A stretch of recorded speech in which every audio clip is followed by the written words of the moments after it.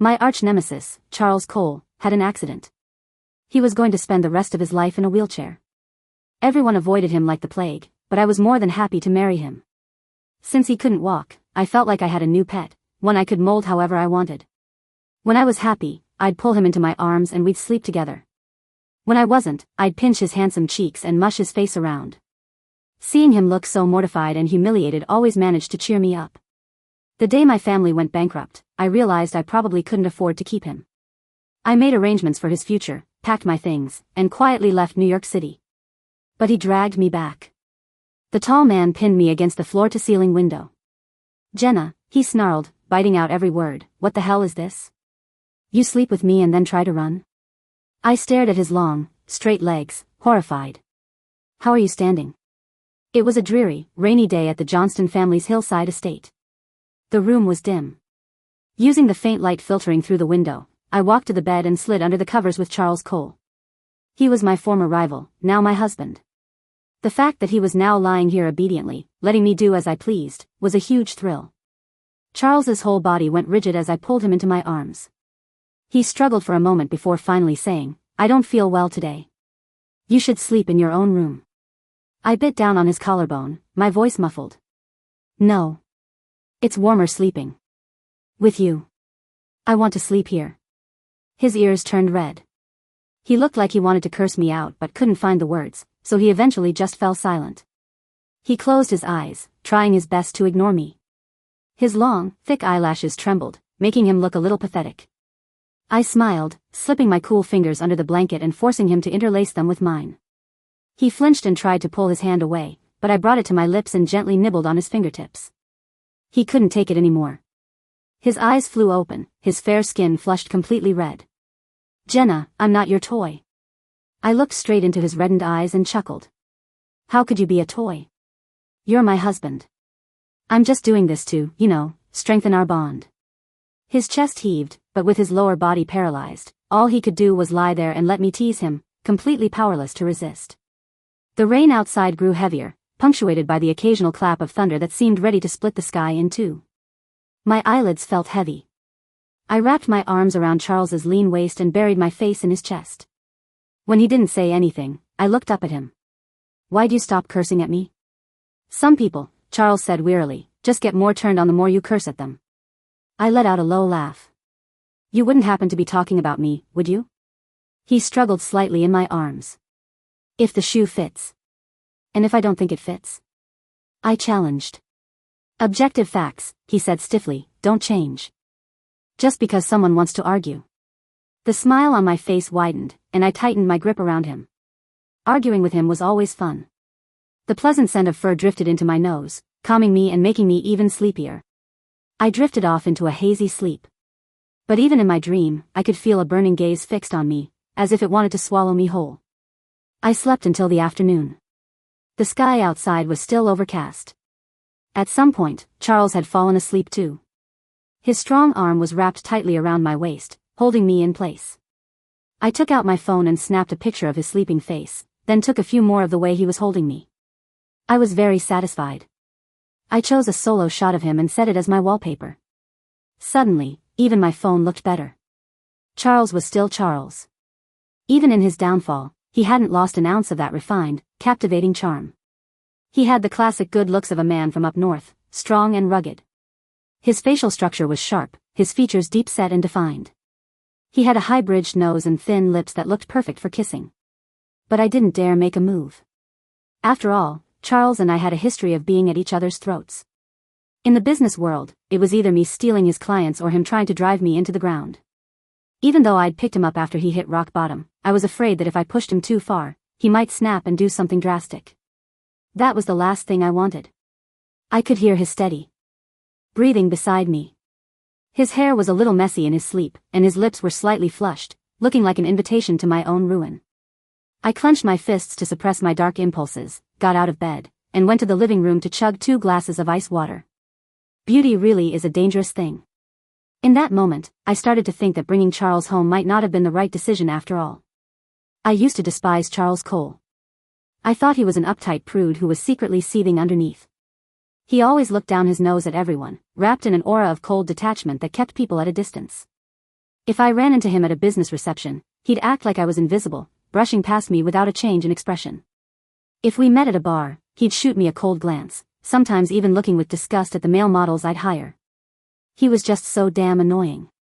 Bars were always a mixed bag, and when he stood there looking like that, someone would inevitably be brave enough to try their luck. Hey there, all alone? Lonely tonight? How about I keep you company? I'll even pay you. Whenever that happened, his bodyguards would shoo the person away. He'd just sit there like an emotionless ice sculpture, drinking by himself, shutting out the rest of the world. My best friend, Chloe, once asked me, "Do you think Charles Cole is asexual? It seems like he hates both men and women. He's gorgeous, but who would dare make a move on him?" She paused, then looked at me with wide, shining eyes, as if she discovered a new continent. "Jenna, you're one of a kind. Maybe you're his kryptonite." I rolled my eyes and shot her down immediately. "Sorry, I only go for simps, not cactuses. Even if every other man on Earth dropped dead, I wouldn't give him a second look." To prove my point, whenever I went on blind dates or hired guys for a night out, I made it a rule, anyone with the last name Cole was an automatic no. But even though I couldn't stand him, the New York business world was only so big. Charles and I were always running into each other. We never spoke, though. It was a strange, unspoken agreement. Then, disaster struck Cole Industries. Charles got into a car accident. His illegitimate half-brother, Kevin, took over the company and pushed Charles out of the core management team. When his father heard the doctor announce that Charles was paralyzed from the waist down and would never walk again, he gave up on him completely. He cast him aside like a useless chess piece, leaving him to fend for himself. The golden boy had fallen from grace, and everyone was laughing at him. Meanwhile, my family was pressuring me to get married. So, I had a brilliant idea. I set my sights on Charles Cole. Marrying him would solve his problems and get my family off my back. It wouldn't stop me from having my fun on the side, and I might even be able to use his brilliant mind to grow my family's company. It was a win-win-win. I put my plan into action and told Charles the first wanted to marry him. He sat in his wheelchair, his chiseled profile completely devoid of color. Maybe he was so heartbroken that he'd just given up on everything. He actually agreed to my proposal. After we got married, it was like a switch flipped in my head. This man, who was now my husband and had once infuriated me, suddenly became the focus of my attention. I'd provoke him constantly, like he was a little cat I'd adopted. When I was happy, I'd pull him into my arms and we'd sleep together. When I wasn't, I'd pinch his handsome cheeks and mush his face around. Seeing him look so mortified and humiliated made me feel better. All the frustration and resentment I'd once felt toward him slowly faded away. But Charles was thin-skinned and couldn't take a joke. Every time I got close, he'd clutch the blankets like a maiden whose virtue was about to be stolen, terrified I was going to pounce. "Jenna, I'm already a cripple. Do you really get a kick out of torturing me like this?" I thought back on all this as I made 2 light salads in the kitchen. Torture? I grumbled to myself. That's not torture, that's affection. Remembering how I'd almost lost control when I saw him earlier, I smacked my own forehead in frustration. That's when I noticed the clothes and bedsheets drying on the balcony. Charles was a neat freak and changed his clothes constantly. But lately, he'd started changing the sheets just as often, once a day, even. Such a spoiled brat. I couldn't keep indulging him like this. A light dinner is good for you. Just as I was setting the plates, Charles came out of the bedroom. He'd fixed his hair, but the top 2 buttons of his pajamas were undone, revealing the bite mark I'd left on his collarbone. It looked like a beautiful flower blooming on a canvas of white paper. He sat in his wheelchair, his long legs hanging lifelessly, but his face held a stubborn expression. Vulnerability and strength, a contradiction that somehow looked harmonious on him. I leaned on the table, watching him for a moment before saying quietly, "Time to eat." "I'm not hungry. I have some work to do for the company tonight." He stared at me without blinking, as if trying to see if I understood his hidden meaning. "I know," I said, annoyed. "I've got plans tonight, too. I'm going out, so I won't bother you." His expression softened. He wheeled himself over to pour a glass of water. His well-defined fingers wrapped around the glass, the veins on the back of his hand prominent. He really had beautiful hands. The way his Adam's apple bobbed when he drank, it could make a person thirsty. I couldn't help but slap myself across the face. "Stop being such a creep," I mentally scolded. Just then, the front door opened. My best friend, Chloe, strode in like she owned the place. Jenna, can you hurry up? They've got some ridiculously hot new guys at dusk. We have to go now or we'll miss out. My spirits instantly lifted. But then Chloe's eyes widened as she saw me. Why is your nose bleeding? I rushed to the sink to wash it off, mumbling, just been a little stressed lately. Chloe nodded knowingly, her gaze sweeping over to Charles. Yeah, that makes sense, she muttered. Totally understandable. After I got the bleeding under control, Chloe spotted the red handprint on my face and exploded. Did Charles hit you? She shrieked. She rolled up her sleeves, ready to go pull his hair out. I quickly grabbed her arm. It wasn't him, I swear it wasn't. Chloe looked at me with a mix of pity and frustration. You're such a pushover. Why are you still defending him at a time like this? That slap mark is so red. If it wasn't him, did you hit yourself? That's it, I'm serving some justice today. Let the light of righteousness shine on your floor tiles. I was speechless. She'd definitely been reading too many novels. The girl was stronger than an ox. I couldn't hold her back, and she charged right at Charles. Just as her hand was about to grab his hair, I squeezed my eyes shut, terrified of the carnage that was about to unfold. But then I heard Charles's cool, detached voice. What's the matter? Aren't you going to do it? I opened my eyes. Chloe was frozen, her gaze fixed on the marks on Charles's neck and collarbone. She turned back to me and shot me a glare that was full of understanding. I knew instantly what she was thinking. I'd been all over Charles, left those marks on him, and he'd slapped me for it.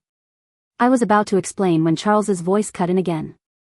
I thought you were a champion of justice, Miss Chen. Weren't you going to let righteousness shine on my floor tiles? Chloe's face turned bright red. She was both embarrassed and guilty.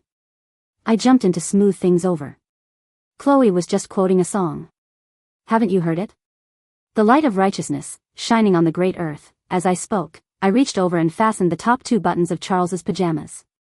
My fingertips accidentally brushed against the skin of his neck, and the tips of his ears turned a little red. My explanation just made everything more awkward.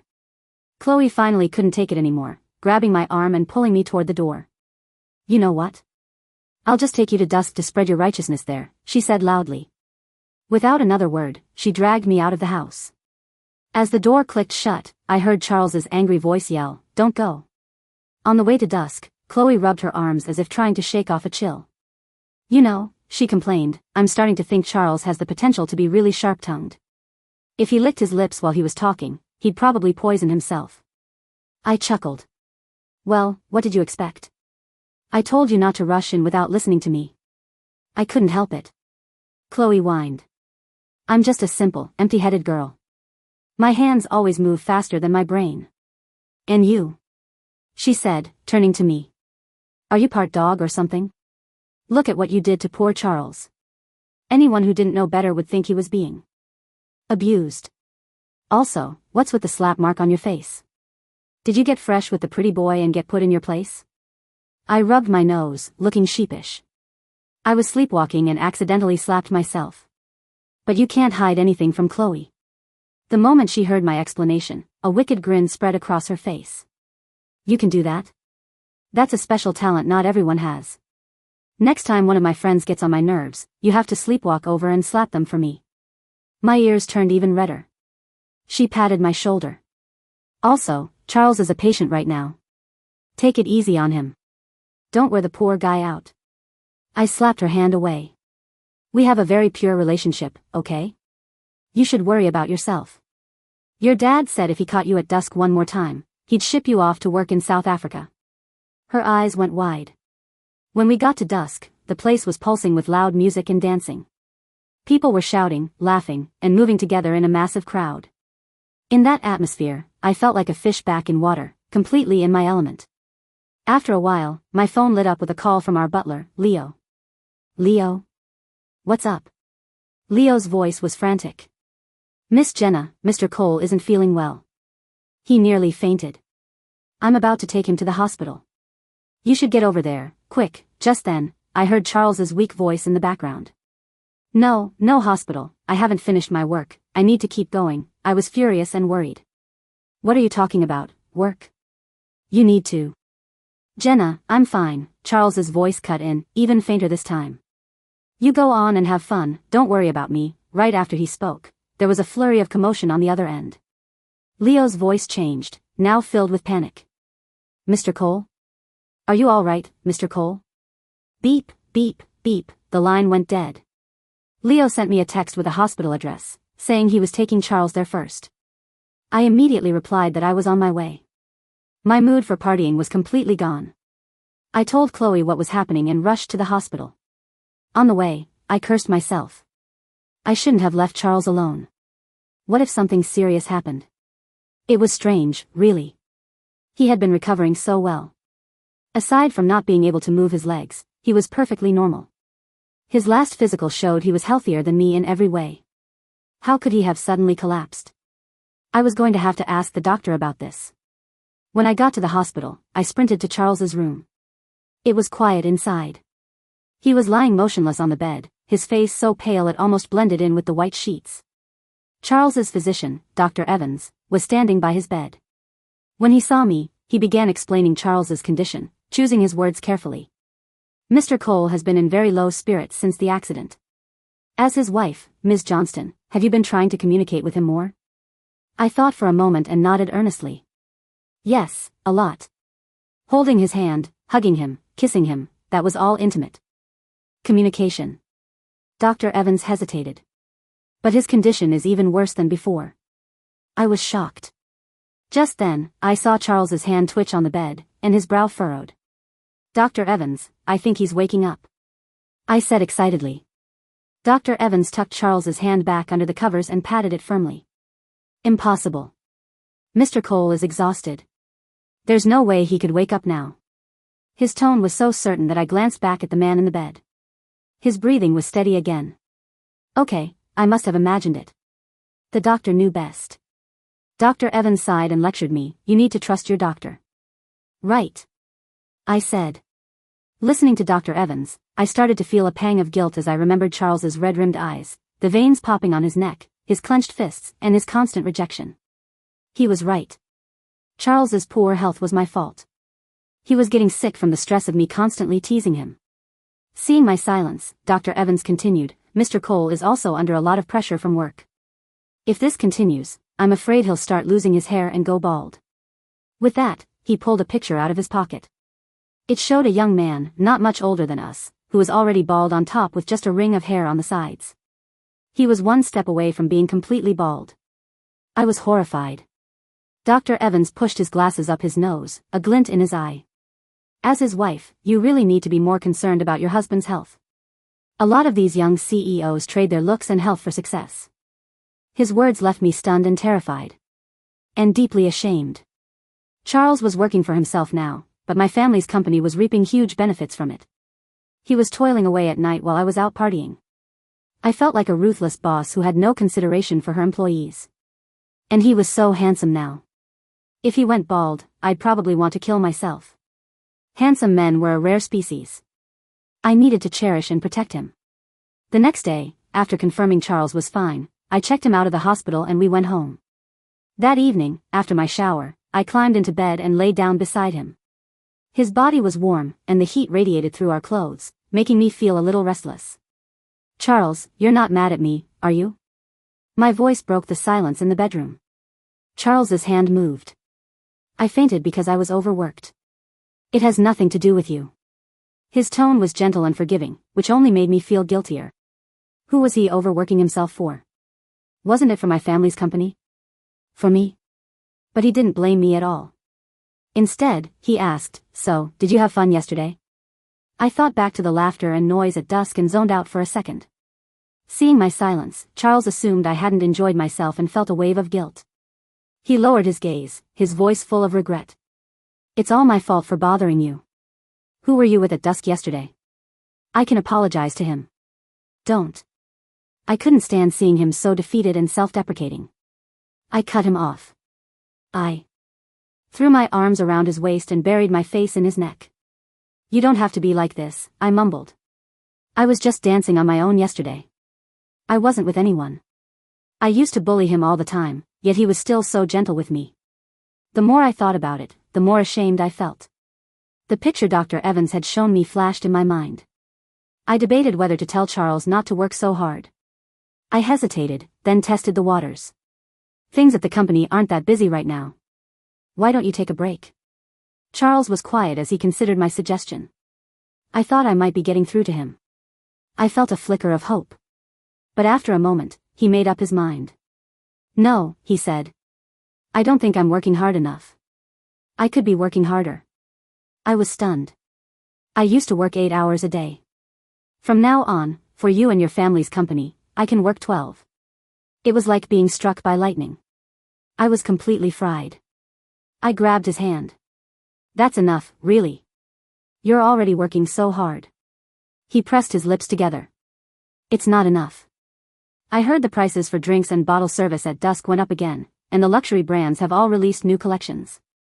And there are those condos in Miami, the jewelry auctions in London. Faster sports cars, more comfortable private jets. If I don't work harder, you won't be happy. I was speechless. He was working himself to death so I could go out and live a life of debauchery. My long-dead conscience suddenly jolted back to life. I looked at Charles's handsome, refined face, then thought about the flashy pretty boys at dusk. I weighed them on the scales of my mind and instantly decided that trading Charles for those guys wasn't worth it. Trading Charles for all those expensive things wasn't worth it either. As long as he was healthy and alive, the wealth he could create would be far more than what he was giving me now. Thinking like a businesswoman, I did a quick calculation. Killing the goose that lays the golden egg was a bad move. Playing the long game was the only way to go. My dad always said I was ungovernable, I said carefully.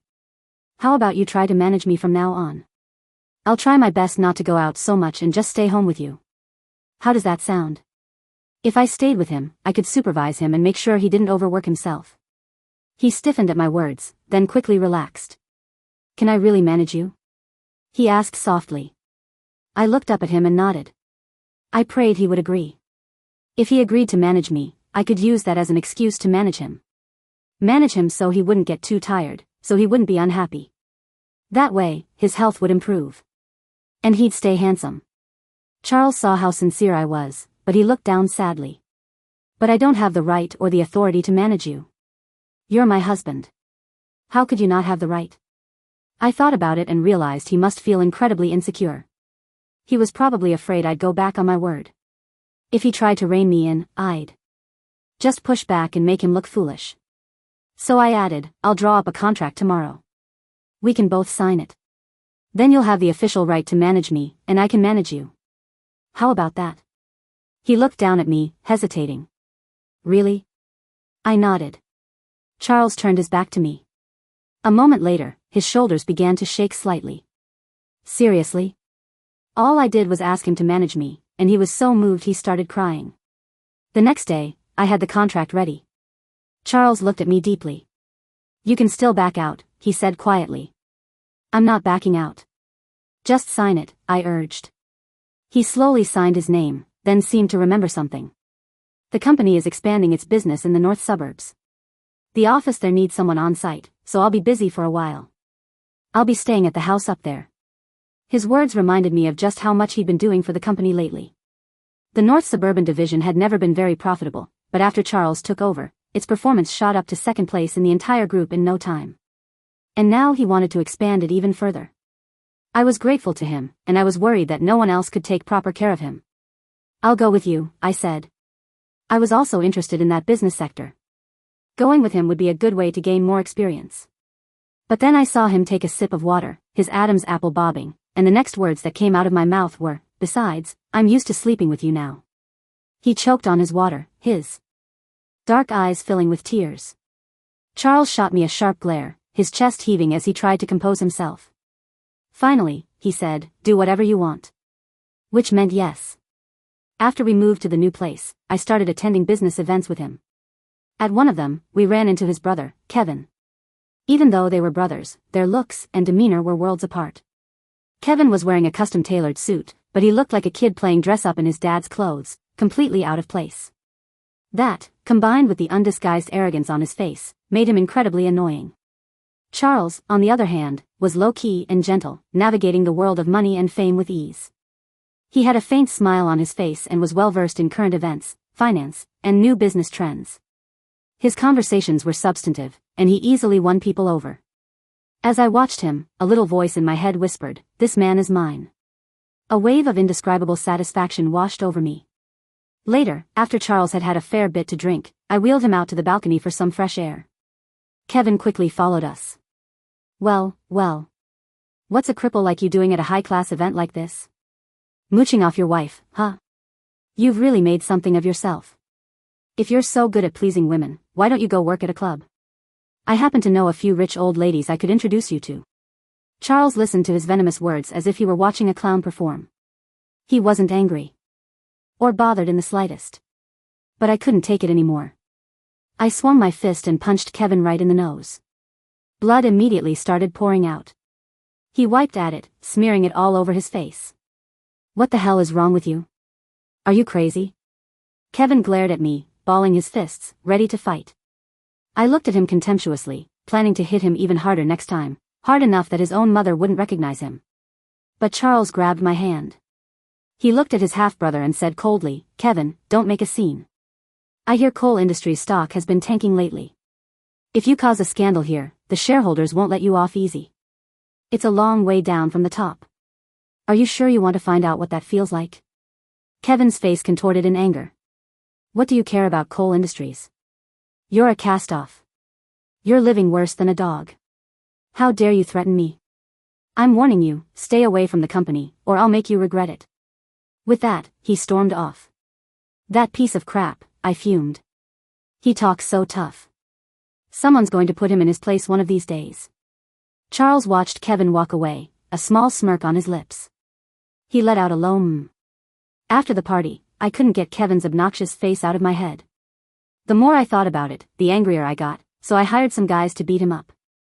I didn't expect to have unexpected visitors the next day. Kevin was in a wheelchair, his face a mess of black and blue. His arm was in a sling, and his leg was in a cast. He looked like a total wreck. His father, Arthur Cole, was pushing him. He looked at me with such hatred, it was like he wanted to tear me limb from limb. I couldn't help but laugh. Charles glanced at the two men standing before him, his expression blank. "What are you doing here?" he asked calmly. His indifference seemed to set Arthur off. "What are we doing here?" he roared. "We're here for justice. Your brother was beaten to a pulp by this viper, and you, his older brother, don't you think you owe him an explanation?" A sarcastic smile touched Charles's lips. "My mother only had one son. What brother are you talking about? You bastard. Kevin is my son. If he's not your brother, what is he? Can't you tell the difference between your wife and your brother?" Arthur yelled. I stared at the old bastard, wanting nothing more than to slap him twice. But Charles just laughed, a smile that didn't reach his eyes. "You're right. Jenna is my wife, the woman I love. Of course, she's closer to me." He paused, then looked at Kevin. "As for some nameless bastard," he said coolly, "why should I care if he lives or dies?" Watching this family drama unfold, I wanted to give Charles a round of applause. He had such a refined, stoic face, but his words were pure venom. Arthur's face turned shades of red and purple, and Kevin looked just as furious. After a moment, Kevin hissed, "Do you think just because the Johnston family took you in, you can live happily ever after? Dream on, Charles. One day, you'll come crying back to me and Dad, and I'll make you understand that some people are not to be messed with." Charles looked thoughtfully at the family that had disowned him. "We'll see about that," he said quietly. After we got rid of those two plagues, I knelt in front of Charles and grabbed his hands. "Are you okay?" I asked, worried. He shook his head. A hint of a smile touched his lips, and he leaned in closer. "Why did you have someone beat up Kevin?" he whispered. "Were you defending my honor?" His smile left me momentarily dazed. When I came to my senses, I stammered, "Why yes, that's right. He was being such a jerk. I got angry seeing him bully you." "Thank you.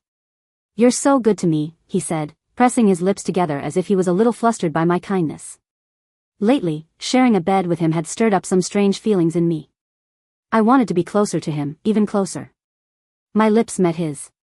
They were soft and a little sweet. My eyes flew open, and I shot up from my kneeling position. I was mortified by my own unconscious actions. Jenna, how could you kiss Charles without his permission?" We'd cuddled before, but we'd never kissed. "Kissing is a big deal," I cursed myself internally, frantically smoothing my already neat hair and clearing my throat. I grabbed my phone, held it to my ear, and, ignoring the blank screen, said loudly, "Hello, Chloe." "Oh, what? Your sister had her baby?" "Of course, I have time. I'll head to the hospital to see her right now." With that, I grabbed my car keys and bolted out the door. Behind me, I heard a soft, amused chuckle. I walked even faster. It wasn't until I was out driving around that I remembered Chloe was an only child. What sister? Charles was smart. He must have seen right through my pathetic lie. I drove into traffic with a burning face, groaning inwardly. You are such an idiot. When I got home that night, for the first time, I didn't sleep with Charles. But he was terrible at taking care of himself and managed to burn his leg. Luckily, it wasn't serious. Afraid something else might happen, I had no choice but to share a room with him again. After I treated his burn, I lay down beside him. Remembering how I'd kissed him without his consent that afternoon, my ears started to burn again. The room was completely dark. I heard a rustling sound as Charles turned over. I quickly shut my eyes and pretended to be asleep. But I could feel a deep, intense gaze on me, not even trying to hide itself. Just as I was about to steel myself and open my eyes, the scent of fur grew closer. Warm lips pressed against mine, and a hand with long, elegant fingers covered my eyes. In the darkness of the night, Charles kissed me deeply. He had always let me do whatever I wanted, seeming so gentle and easy to bully. I'd almost forgotten what a dominant person he was before the accident. This kiss was forceful, leaving no room for resistance. My attempts to push him away were crushed by his strength, and soon I was as limp as a marshmallow. What shocked me even more was the surprising heat coming from his lower body. Something was slowly rising. I couldn't believe it. I reached down to touch him, and his breathing grew heavier. It's better?" I asked, astonished. His voice was incredibly hoarse. "I don't know. Maybe we could try it and see." I almost choked on my own spit. Try it? With who? With me? I looked up at him. His eyes were swirling with a burning desire, ready to consume both him and anyone near him. Trying it with him wasn't out of the question, but I was afraid he'd get his hopes up only to be disappointed. He watched my expression closely, a flicker of hesitation in his eyes. "Can we?" Seeing how much he was struggling, I felt a surge of charity. After all, this man had made me a lot of money. If he wanted to confirm whether his little brother was in working order, I supposed I could help him out. Based on what I knew, these situations usually didn't last long. But I had seriously underestimated him. He went at it all night. It wasn't until the sun came up that he finally relented. My throat was raw. My eyes were red and swollen from crying. My body felt like it had been run over by a truck several times. I didn't even have the strength to lift my arm. My consciousness was fading. As I drifted into sleep, I thought with a tearless sob, I guess this is what they call hoisting yourself by your own petard. When I woke up again, my phone was flooded with missed calls and messages. Charles was gone. A news alert on my screen blared a headline about the Johnston Corporation collapsing. I stared at the bold letters, horrified. I quickly texted my dad, but his phone was off. The unease in my chest grew. Just then, the company's VP called, his voice urgent. "Ms. Johnston, your father was gambling in Hong Kong and racked up a massive debt. He mortgaged everything he could. The company is going bankrupt." My vision went black. A message from Chloe came in. "Jenna, I heard your dad pissed off some very dangerous people and skipped town. They're coming for you now. You need to get out of New York and lay low for a while. Come back when it's safe." One piece of bad news after another. I was numb. Dad, oh, Dad. Most kids disappoint their parents, but you screwed over your own daughter. I scrambled out of bed and started packing. Live to fight another day. As long as I was alive, I'd have a chance to make a comeback. I saw the wedding photo of me and Charles on the nightstand and felt a pang of regret. Life on the run would be unstable. He was weak and couldn't handle that kind of stress. I couldn't drag him down with me. I sent a message to Chloe, "Charles can't be homeless with me. Find someone to take care of him for a while. Don't let his dad or brother bother him. I'll come back for him once I figure things out." Chloe sent a voice message back, "Don't worry. Mission accepted." I quickly packed a suitcase and took a taxi to the airport. New York was where I was born and raised. Leaving like this, in disgrace, felt awful. I hadn't cried in a long time, but I wiped a tear from the corner of my eye. Suddenly, several pairs of shiny black dress shoes appeared in front of me. I flinched and looked up. A few men in black suits stood before me. "Miss Johnston," one said respectfully, "our boss wants to see you." I buried my face in my scarf and said in a rough voice, "Sorry, you've got the wrong person." They weren't interested in arguing. They exchanged a look. "Our apologies," one said. Then they grabbed me by the arms and escorted me out of the airport. Maybe it was the shock of everything happening so fast, or maybe I was just exhausted, but I fainted. When I woke up, I was in an unfamiliar room. It was dark, with only a single floor lamp casting a soft glow in the corner. I crept out of bed, trying to leave, but a hand suddenly clamped around my wrist and pinned me against the floor-to-ceiling window. "Let go of me. This is kidnapping," I shrieked. The tall man pulled off his tie and used it to bind my wrists above my head. "Jenna," he snarled, biting out every word, "what the hell is this? You sleep with me and then try to run?" The voice was familiar. The warmth was familiar. The lights in the room flicked on. Charles stood before me, his face terrifyingly dark. I stared at his long, straight legs, horrified. "How are you standing?" His grip tightened, and a sharp pain shot through my wrist. "I was running to save my life, not to abandon you." I explained everything that had happened. Only then did he loosen his hold. "This is all trivial," he said quietly. "You should have talked to me first." Trivial? This guy's arrogance knew no bounds. "If I end up dead, you'll be a widower." "How is that trivial?" I yelled. His face darkened, and a vein pulsed in his forehead. "Don't you dare say that word. I would never let anything happen to you." I collapsed onto a nearby sofa in frustration. "And how are you going to save me? With those two long legs of yours? Those guys are ruthless. They'd break all your legs even if you were a crab. Besides, the Johnston Corporation is bankrupt now. There's no more sugar mama for you to live off of. We were just birds of a feather. When trouble hits, we fly our separate ways." Charles's expression grew uglier and uglier until he finally snapped. "Enough. There may not be a sugar mama anymore, but you can go back to coal industries as its mistress." He looked me straight in the eye, trying to suppress his anger. "I've already taken back coal industries. I can clean up the mess your father left for you." "Really?" It was an incredible turn of events. My eyes lit up, and I grabbed his hand. He turned his face away, a little awkwardly. "Really?" he mumbled.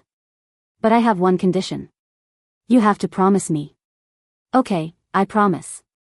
I'll promise you 100 things." The sweet talk just flowed out of me. A sly, fox-like smile spread across his face. "All right then.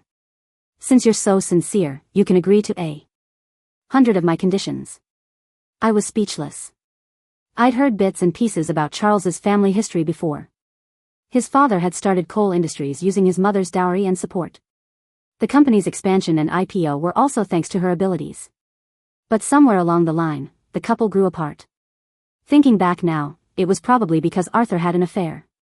Charles's mother fell ill and passed away a few years later.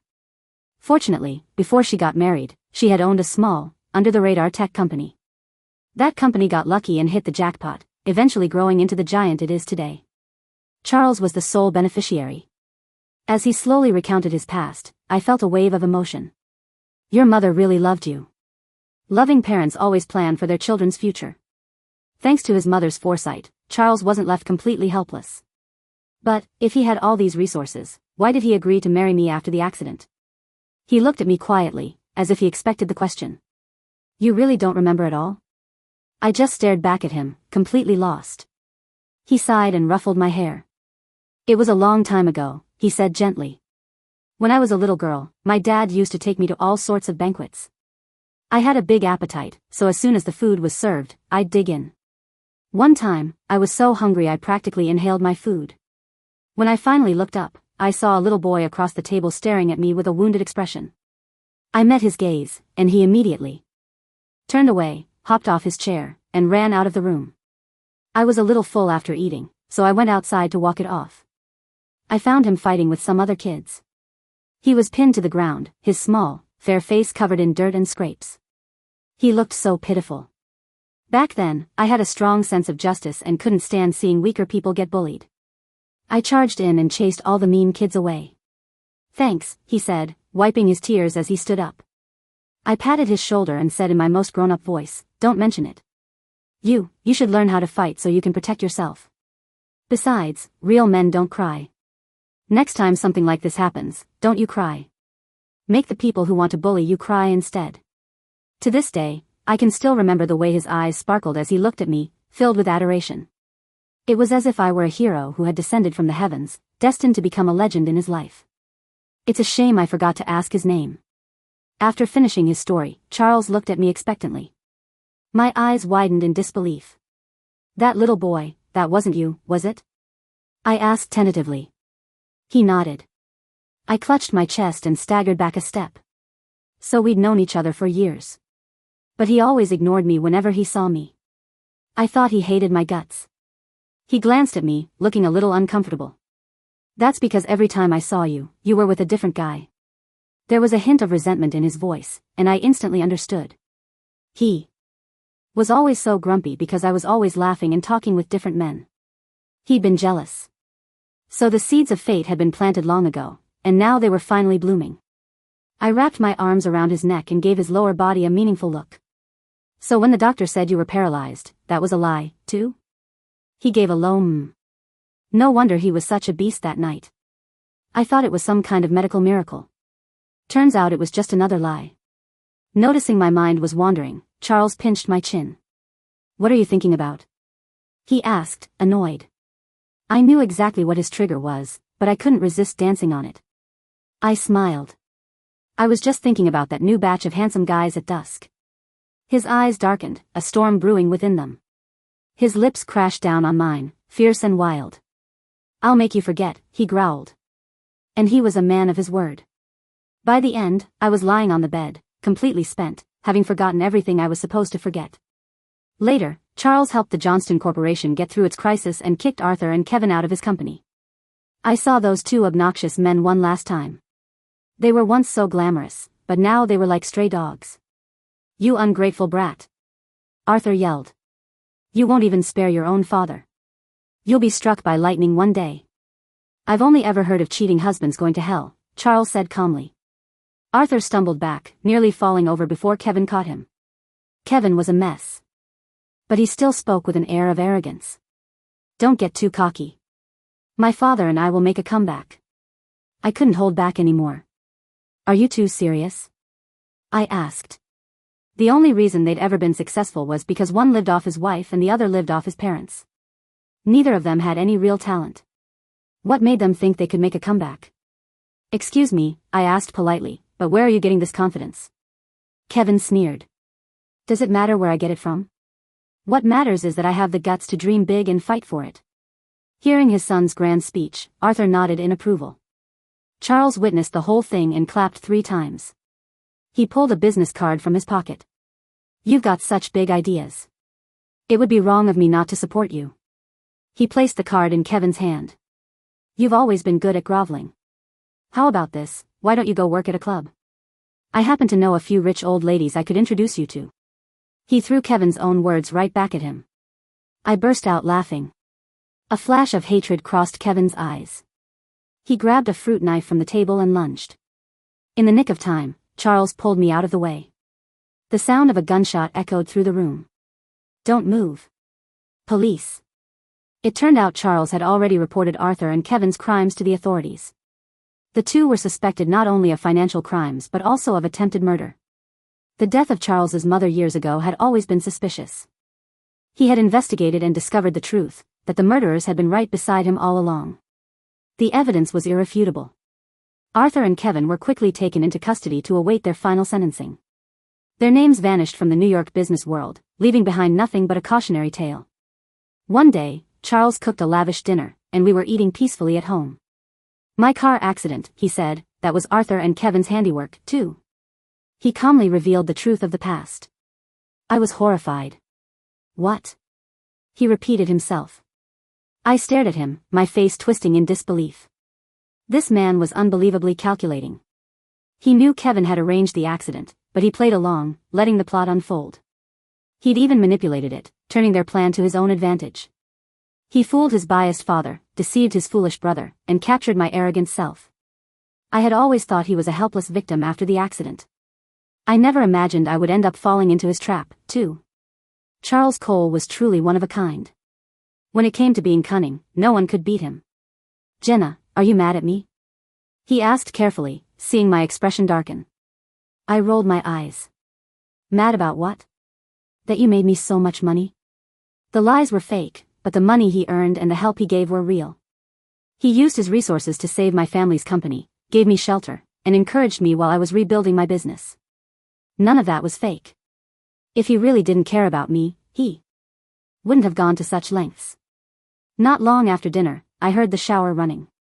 Soon, Charles emerged, fresh and clean, and came to my bedside. But instead of getting into bed like usual, he slowly took off his robe, revealing a toned chest, abs, and sharp V-lines. I instinctively covered my nose, afraid I was about to have another nosebleed. What are you doing?" I glared at him, worried he was about to do something shameless. "Nothing. I just thought, you might like this." He lifted me into his arms and leaned in to whisper in my ear, "Master, are you satisfied with what you see?" My face flushed crimson. The world had truly gone mad. Even a proper man like Charles had turned into such a shameless seducer. Wasn't this just forcing me to fall from grace? But I think I kind of liked it. In the end, I succumbed to the temptation of his beauty, becoming prey for the beast. A fiery night began. Outside, fireworks exploded in the sky. It was destined to be another sleepless night.